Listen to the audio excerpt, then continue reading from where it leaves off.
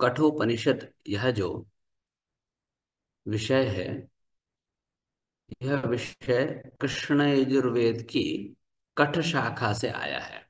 कहाँ से आया है? कठोपनिषद के कठ शाखा से हमें प्राप्त होता है। इस बात को आप लोग, कठोपनिषद क्या है, इस विषय को एक बार हम लोग देख लेते हैं ना। आगच्छन्तु, ध्यान से याद रखेंगे, स्मरण रखेंगे। ठीक। तत्पश्चात इसका नामकरण कैसे हुआ है? जो ये कठ जो नाम पड़ा है, हम आप जो कठ नाम जान रहे हैं, ये इसलिए यह नाम हुआ है क्योंकि इसकी शाखा जो है कठ शाखा है। ठीक है, ध्यान से देखेंगे, कठ शाखा है, इसलिए इसका नाम भी कठोपनिषद पड़ गया। क्योंकि कुछ न कुछ ऐसे ही कारण होते हैं नामकरण के पीछे। हम आप देखेंगे, जैसे कि ईशोपनिषद के पीछे क्या कारण था? ईशावास्यमिदं सर्वम, ऐसा पहले मंत्र आ गया, इसलिए वहां पर ईशोपनिषद हो गया नाम। इसी प्रकार से आपने देखा कि केनोपनिषद के पीछे केन शब्द था। केने केने शितम ऐसा शब्द होने के कारण केनोपनिषद नाम पड़ गया। वैसे ही यह यहाँ पर मंत्र के प्रारंभ में कठ शब्द तो नहीं है, परंतु हम देख पा रहे हैं कि यहाँ पर क्या दिख रहा है हमें। तो स्पष्ट रूप से हमें दिख पा रहा है कि यहाँ पर कठ शाखा है, इसलिए कठोपनिषद यह नाम स्थापित किया गया। कठोपनिषद ऐसा नाम रख दिया गया। ठीक है, अब स्पष्ट देख सकते हैं इस सिर को।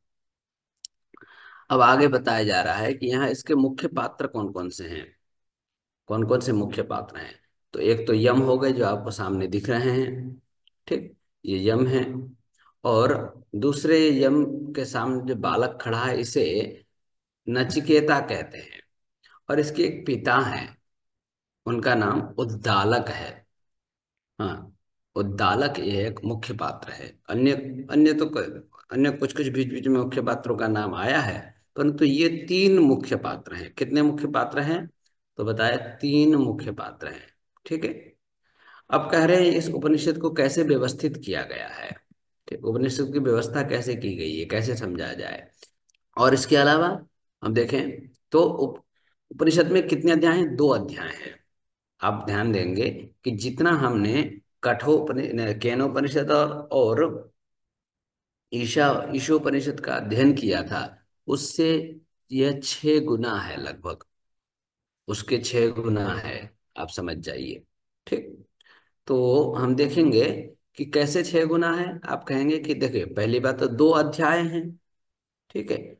और प्रत्येक अध्याय में तीन तीन वल्लियां हैं।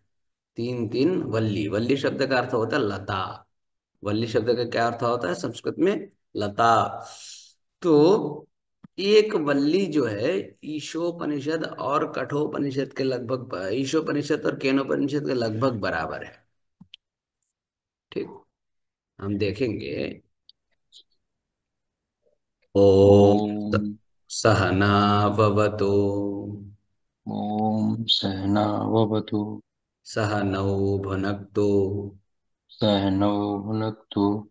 सह वीर्यङ्करवावहै, सह वीर्यं करवावहै। तेजस्विनावधीतमस्तु। तेजस्विनावधीतमस्तु। हाँ, इसमें तेजस्वी नहीं है, स का शुद्ध उच्चारण करेंगे। तेजस्विनावधीतमस्तु, तेजस्विनावधीतमस्तु। मा विद्विषावहै। मा विद्विषावहै। ओम शांति शांति शांति। ओम शांति शांति शांति। बहुत सुंदर। अब आप म्यूट कर सकते हैं और बहुत सुंदर प्रकार से सुनेंगे। हम लोगों ने यह शांति पाठ किया विश्व शांति की कल्याण की भावना से। हम देख रहे हैं कि विश्व शांति का जो कल्याण है, सबसे पहले स्वयं से यहाँ पर प्रारंभ किया गया है। गुरु और शिष्य अथवा श्रोता एवं वक्ता इस बात को कह रहे हैं कि हे परमात्मन। आइए पहले पदच्छेद भी देख सकते हैं। बहुत सुंदर पदच्छेद किया गया है।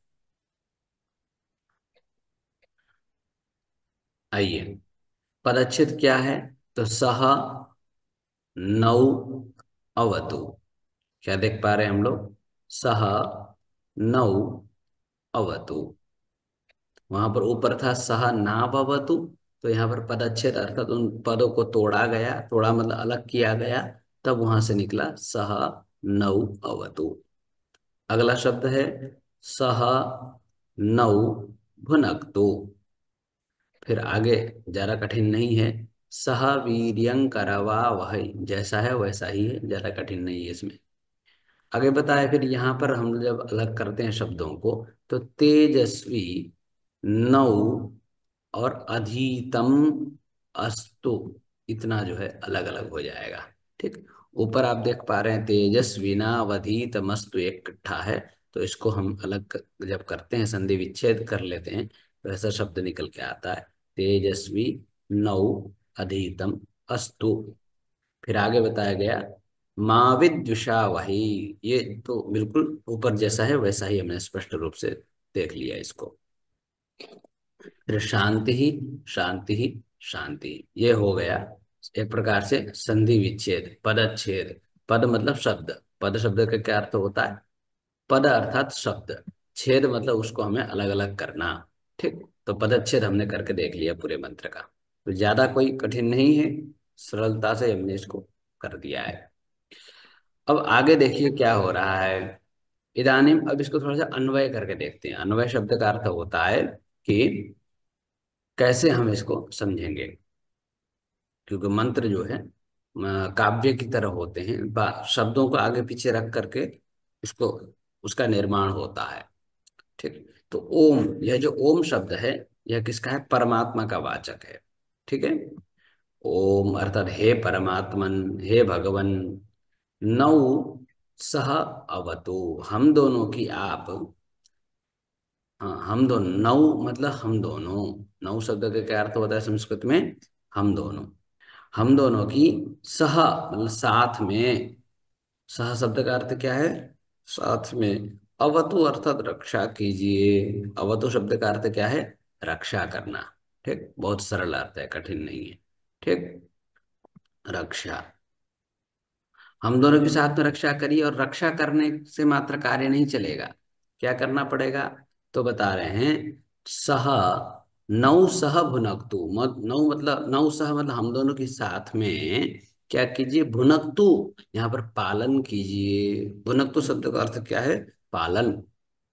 इसको मैंने पहले भी समझाया था आप लोगों को, आज दोबारा बताता हूँ। ये भुनक्तु शब्द का अर्थ, बहुत लोग क्या करते हैं, भोजन ऐसा अर्थ कर देते हैं। ठीक है, यहाँ पर भोजन में जो धातु है उसी धातु का प्रयोग होता है। ठीक, परंतु वही उसी धातु के प्रयोग होने के पश्चात भी इसका अर्थ क्या निकल के आता है? पालन निकल के आता है। यहाँ पर धातु कौन सा है? तो धातु है भुज। क्या धातु है? भुज। और जो भुज धातु है वह क्या होता है? भुज धातु का प्रयोग वास्तव में दो अर्थों में किया जाता है। क्या किया जाता है? दो अर्थों में। एक अर्थ है भोजन करना, और दूसरा अर्थ है पालन करना। धातु है भुज पालना व्यवहारयो हो। तो यहाँ पर जो धातु है वो वास्तव में किस अर्थ में है? पालन करने अर्थ में है। क्योंकि अगर हम इसका ऐसा अर्थ कर लें कि नौ सह भुनक्तु, हम दोनों को साथ में खा लीजिए अथवा खाइए, तो यह अर्थ तो बिल्कुल भी नहीं बैठेगा।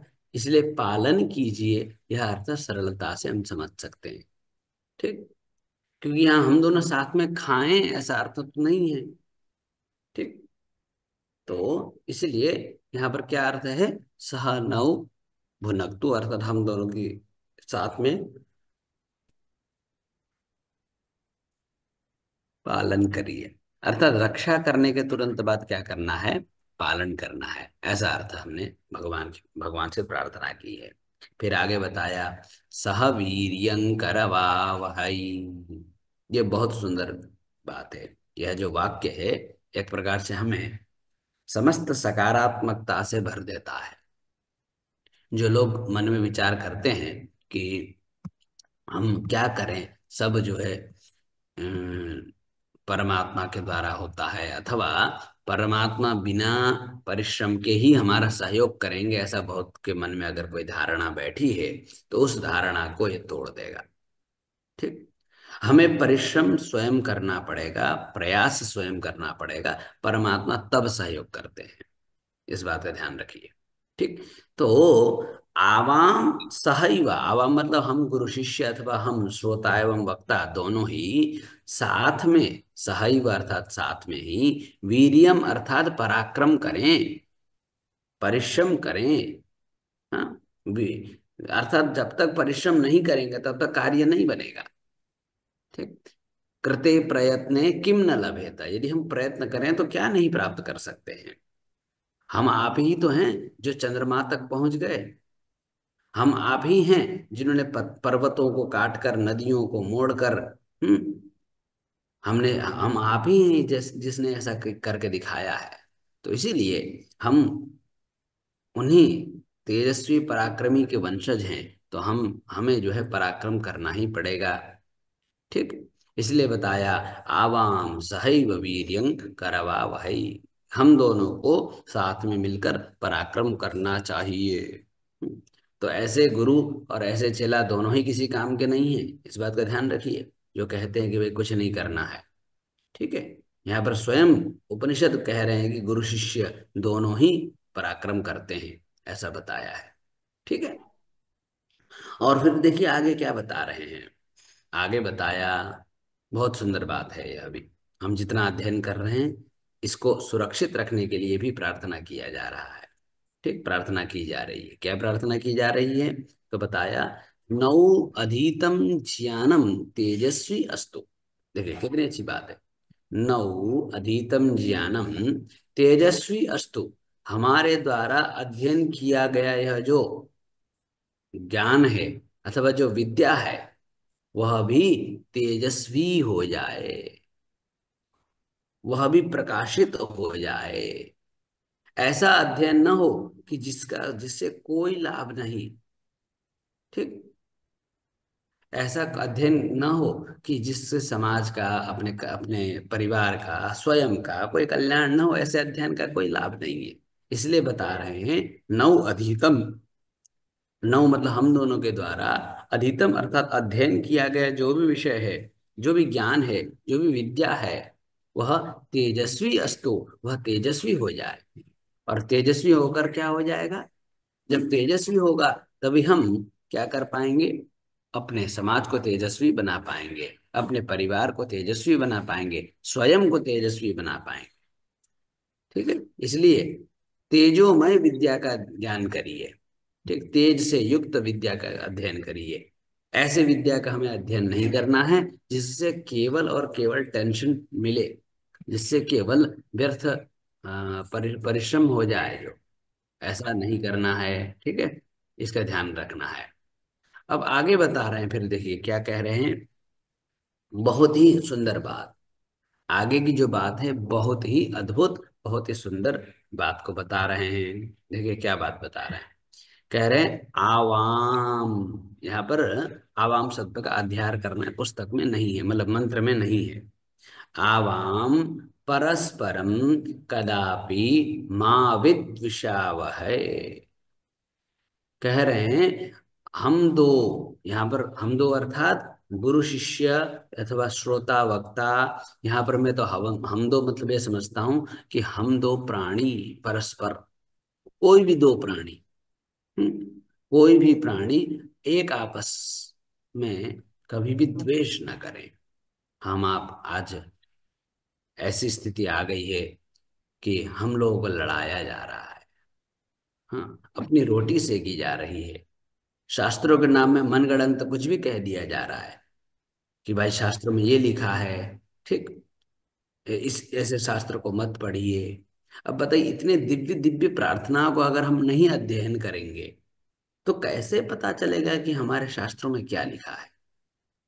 अब हम इतने दिनों से शास्त्रों का अध्ययन कर रहे हैं, कोई ऐसी बातें हमने अध्ययन करी क्या जो समाज में लागू ना होती हो? बताइए, ऐसा कुछ अध्ययन किया गया? बिल्कुल भी नहीं। ठीक। इसलिए हमें शास्त्रों का अध्ययन बिना किए हम किसी व्यक्ति के पास पहुंचते हैं, फिर वो शास्त्रों के बारे में कुछ भी कह देता है, फिर हमें लगता है हाँ यह व्यक्ति सत्य ही बोल रहा होगा। एक मैं छोटा सा उदाहरण आपको देता हूँ, देखिए। यहाँ पर मान लीजिए यह दिल्ली है, ठीक है, ये दिल्ली है। और यहाँ पर मान लीजिए तो बम्बई है। अब हाँ जी, शांतनु जी क्या कहना चाह रहे हैं?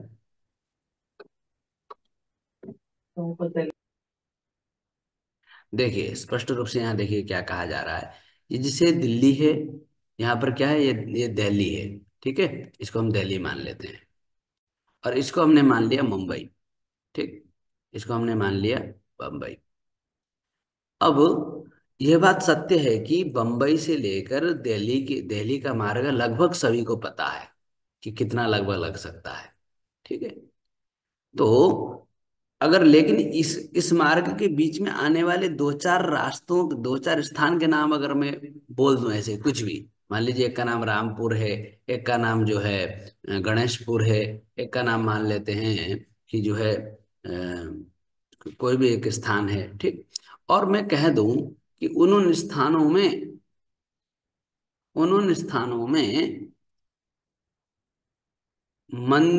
मंदिरों में फलाने फलाने देवता की मूर्ति है, ऐसा बोल दूं मैं, ठीक। क्या बोल दूं कि रामपुर में जो है कृष्ण की मूर्ति है। हाँ, यहाँ पर गणेशपुर में हनुमान जी की मूर्ति है। और इधर जो है मारुति नगर में जो है भगवान श्री राम की मूर्ति है, ऐसा मैं बोल दूं। तो ऐसा बोलने पर अब हम इन चीज को, इन ये जो तीन जो इंफॉर्मेशन व्यक्ति के द्वारा प्रदान की गई, इनको हम जानते नहीं है, और इन्हें हमें मानना पड़ जाएगा। क्यों? क्योंकि हम केवल दिल्ली से मुंबई की दूरी को तो जानते हैं, परंतु बीच में जो उसने बातें बताई उस बात को नहीं जानते। क्यों? और इसीलिए हमें स्वीकार करना पड़ जाएगा कि हाँ शायद बात सही होगी। ऐसे ही लोग क्या करते हैं, लोग जो शास्त्रोक्त बातें हैं, ऐसे ही कह देंगे गीता जी में लिखा है। अब गीता जी कौन पढ़ रहा है आज, ठीक। ले कह देंगे हाँ भाई ये वेदों में लिखा है, तो वेदों को पढ़ ही कौन रहा है, ठीक। इसलिए वेदों में अब यहाँ यही लिखा है, अगर ऐसा बोल दिया जाए, बिल्कुल सुनिश्चित कर दिया जाए, तो व्यक्ति देखेंगे उस स्थान को। पर वेदों में, पुराणों में, गीता जी में ऐसा बोल देने से क्या हो जाएगा, वो अपनी बात ऐसे ही निश्चित कर लेते हैं। तो वो भ्रम फैलाने वाला कार्य है, ठीक। तो इसलिए हमें क्या करना चाहिए, सुनिश्चित होकर अध्ययन करना चाहिए। जो यहाँ पर पहले भी बात कही कही ना कि नव अधीतम ज्ञानम तेजस्वी अस्तु, हमारे द्वारा अध्ययन किया गया ज्ञान जो है तेजस्वी हो जाए। तो तेजस्वी ज्ञान को प्राप्त करने के लिए लगातार ग्रंथों का अध्ययन बहुत अनिवार्य है, ठीक। लगातार अगर एक बात बताइए, अगर ये जो हमारे ग्रंथ हैं हम नहीं पढ़ेंगे तो कौन पढ़ेगा? हम्म? किसके लिए ऋषियों ने बना कर दिया ये ग्रंथ? हमारे लिए ही तो दिया है, मानव समाज के लिए ही तो दिया है। तो मानव समाज का कल्याण यदि करना है, हम चाहते हैं, तो हमें क्या करना पड़ेगा, ये समस्त ग्रंथों का अध्ययन हमें करना पड़ेगा। और तब जाकर हमें परस्पर क्या होगी, द्वेष की भावना भी समाप्त हो जाएगी। क्योंकि जिस व्यक्ति में ज्ञान हो जाए ना, फिर वो द्वेष नहीं रखता है, ठीक। जैसे एक छोटा बालक, मान लीजिए हमें किसी बात से हमसे रुष्ट हो गया, छोटा बालक, पर माता पिता को ज्ञान है कि इसमें अभी बुद्धि नहीं है, इसीलिए माता पिता उससे द्वेष नहीं करते, ठीक। ऐसे ही गुरुजन और बालक में भी ऐसे ही होता है। कभी कभी बालक जो है अपने गुरुओं को शत्रु समझने लग जाता है, ठीक। कभी कभी घर के जो छोटे बच्चे हैं वे अपने माता पिताओं को हाँ थोड़ा सा क्रूर समझने लग जाते हैं। परंतु यहाँ पर माता पिता एवं गुरुजनों में बुद्धि होती है, उनके पास ज्ञान होता है, इसलिए कभी भी अपने बच्चों से द्वेष नहीं करते हैं वे, ठीक। तो जब जब हमें ज्ञान होगा, जब जब हमें कुछ भी बेहतर मिलेगा, तो हमारे मन से एक एक विकार समाप्त होते चले जाते हैं, ठीक है। तो इसलिए बताया माँ विद्विषावहै। थोड़ी सी व्याख्या इसकी लंबी हो गई, परंतु यह हमें धारण, इन विषयों को हमें मन में धारण करना ही पड़ेगा। क्या क्या मुख्य विषय है यहाँ पर? जो मुख्य विषय आए, तीन मुख्य विषय आए, क्या क्या हैं? तो मंत्र के माध्यम से ही देखिए, मंत्र में ही देख लीजिए। एक बात कही गई, वीर्यम करवावहै, पराक्रम करना है, अकर्मण्य नहीं रहना है, कर्मण्य होकर जीना है। दूसरी बात बताई कि अधीतम, अध्ययन करना बहुत जरूरी है। ठीक है, अधीतम, अध्ययन करना जरूरी है। ठीक है। और कैसा अध्ययन करना जरूरी है? जो तेजस्वी अध्ययन है। ठीक, केवल सामान्य अध्ययन अथवा कुछ भी उजुल पुजुल अध्ययन कर रहे हैं ऐसा नहीं। और फिर अंत में बताया कि माँ विद्विषावह है, परस्पर जो है यह परस्पर में विद्वेष करना, एक दूसरे से लड़ाई करना, तू बड़ा है, मैं छोटा हूं, मैं बड़ा हूं, तू छोटा है, तू धनवान है, तू काला है, तू गोरा है, ऐसा नहीं। जो शास्त्रीय व्यवस्थाएं बताई गई हैं समाज को चलाने के लिए, उसका पालन करना बहुत जरूरी है। ठीक। और जो अशास्त्रीय जो भेद हैं, अशास्त्रीय व्यवस्थाएं हैं, उनका स्वीकार करना कोई बहुत अनिवार्य नहीं है। क्योंकि शास्त्र हमारे ऋषियों ने अनेकों वर्ष, जन्म जन्मांतर तक उनका शोध करते हुए, अनुसंधान करते हुए लिखा गया यह विषय है। ठीक। इनमें एक एक बात पत्थर की लकीर है।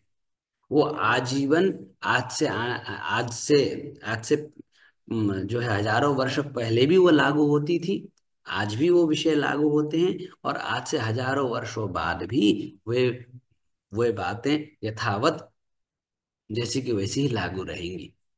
ठीक।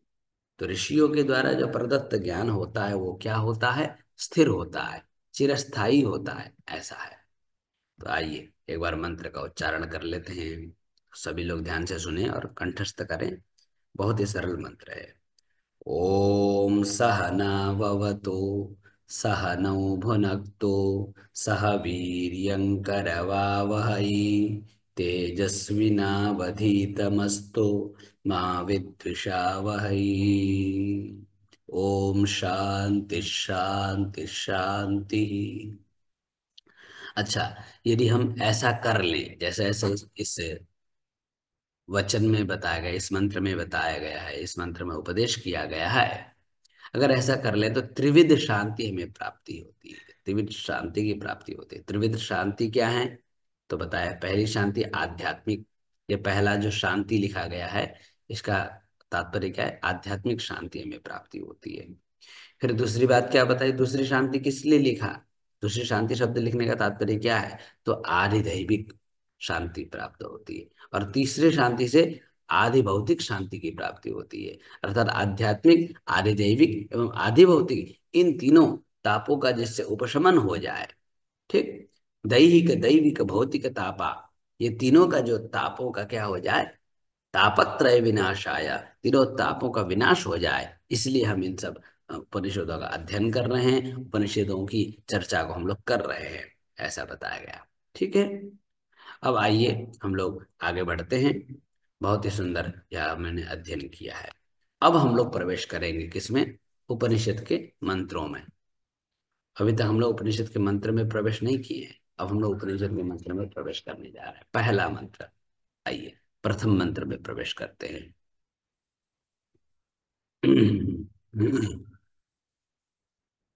उपनिषद का प्रथम मंत्र है ओम उषन्हवै वाजश्रवसः सर्ववेद संददौ तस्य ह नचिकेता नाम पुत्र आस। अब इसके हम पदच्छेद करके देख लेते हैं। ठीक है। पदच्छेद क्या है? पदच्छेद इसमें सामान्य है, इसमें कुछ संधि इत्यादि नहीं हुई है ज्यादा। ठीक। तो उषन ह वै वाजश्रवसः सर्ववेदसं ददौ तस्य ह नचिकेता नाम पुत्र आस। यहाँ पर कोई संधि नहीं दिख रही है। ठीक है। अब आइए अन्वय के माध्यम से संस्कृत को मतलब इसके अर्थ को समझते हैं। सबसे पहले ओम शब्द कहा गया। ओम शब्द परमात्मा का वाचक है।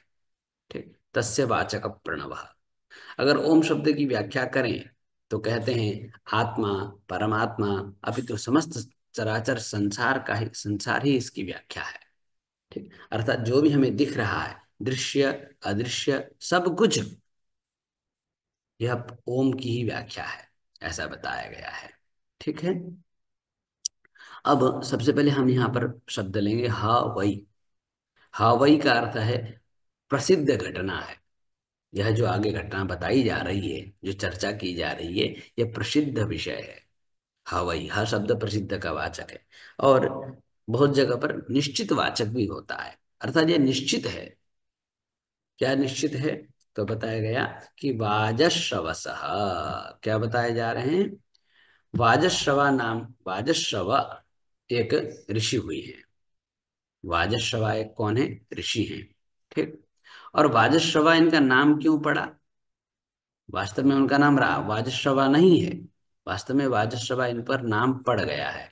क्यों नाम पड़ा है भैया राज वाजश्रवा? तो बता रहे हैं, आइए देखिए। वाज शब्द का अर्थ होता है धन। वाज शब्द का अर्थ क्या होता है? धन। ठीक। और श्रवा मतलब होता है कीर्ति। ठीक। श्रव शब्द का क्या अर्थ है? कीर्ति है। ठीक है।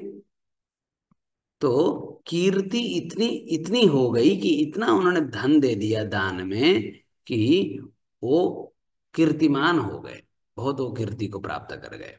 ठीक। धन का ध्यान, इतना धन था उनके पास, ऋषि के पास बहुत धन था, इसलिए उस धन का वो लगातार दान करते जाते थे। और देखिए एक बात और बताऊं मैं, धन, विद्या इत्यादि का दान करने से कभी घटते नहीं है। इस बात को समझिए। ठीक। तो इसलिए बताया कि जितना दान करेंगे उतना कीर्तिमान भी होता है, और उसको धन भी उतना ही प्राप्त होता है। प्रश्न आएगा ऐसे कैसे हो जाता है भाई, हम दान करेंगे तो धन तो कम होगा ही होगा। कहते हैं नहीं भैया। क्या कहते हैं? सत्पात्र दानाच भवेत् धनाढ्य। देना किसको है, दान किसे करना है, यह शास्त्र हमें उपदेश करते हैं। क्या उपदेश करते हैं? सत्पात्र दानाच, सत्पात्र को दीजिए। जो उसका योग्य है, जिसको आवश्यकता, वास्तव में आवश्यकता है, और उस धन का सही उपयोग करेगा, उसे प्रदान करना चाहिए। सत्पात्र दानाच। ऐसे को देने पर क्या होगा?